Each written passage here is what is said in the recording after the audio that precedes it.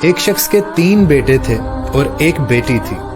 وہ اپنی اولاد سے بہت محبت کرتا تھا، لیکن ایک وقت ایسا آیا کہ اس نے اپنی تمام جائیداد اپنے بیٹوں کے نام کر دی اور بیٹی کو حصے میں کچھ نہیں ملا۔ کچھ دنوں بعد اس کی طبیعت خراب ہوئی اور وہ انتقال کر گیا، لیکن جب اس کا جنازہ اٹھا کر قبرستان کی طرف لے کر جایا جا رہا تھا تو ایک شخص نے اس کا جنازہ روک دیا اور روک کر کہتا ہے کہ اس شخص نے میرے 20 لاکھ روپے دینے ہیں جو اس نے مجھ سے قرض لیا تھا۔ میں تب تک اس شخص کو نہیں دفنانے دوں گا جب تک مجھے میری رقم نہیں مل جاتی۔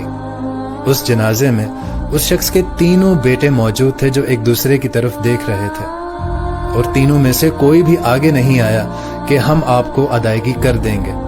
محلے کے کچھ لوگ بیچ میں پڑتے ہیں اور اس کو سمجھانے کی کوشش کرتے ہیں کہ تم جنازے کو دفنانے دو، تمہارا مسئلہ ہم بعد میں حل کرتے ہیں، لیکن وہ شخص بضد ہو جاتا ہے کہ مجھے اس کے اصلی وارث تک پہنچاؤ جس سے میں رقم وصول کر سکوں۔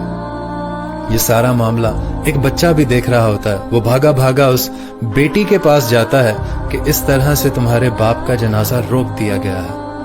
وہ بیٹی بھاگی بھاگی اپنے باپ کے جنازے کے سامنے آتی ہے اور اس شخص کے پاؤں میں پڑ جاتی ہے اور کہتی ہے کہ اے شخص، میرے باپ کو دفنانے دو، میرے پاس یہ کچھ زیورات ہیں، کچھ نقدی ہے، تم فی الحال کے لیے بھی رکھ لو، بعد میں تمہارا باقی کا قرض بھی اتار دوں گی۔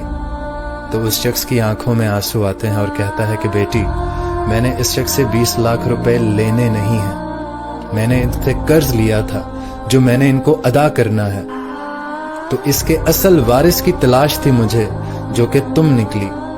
یہ 20 لاکھ روپے پر تمہارا حق ہے۔ اس بات سے سمجھنے کی کوشش یہ کرنی چاہیے کہ بیٹیوں کو آگ نہ کیا کریں، انہیں جائیداد میں حصہ دیں۔ یہ ہمارے اسلام نے ہم پر فرض کیا ہے، لیکن ہم ان سے دستخط کرواتے ہیں کہ ہمیں جائیداد میں حصہ نہیں چاہیے، ہمارے بھائیوں کا حصہ ایسا مت کیا کریں۔ انہیں ان کا حصہ دیں، کیونکہ بیٹیاں ہمیشہ اپنے باپ کی عزت کا خیال رکھتی ہیں۔ ایک شخص کے 3 بیٹے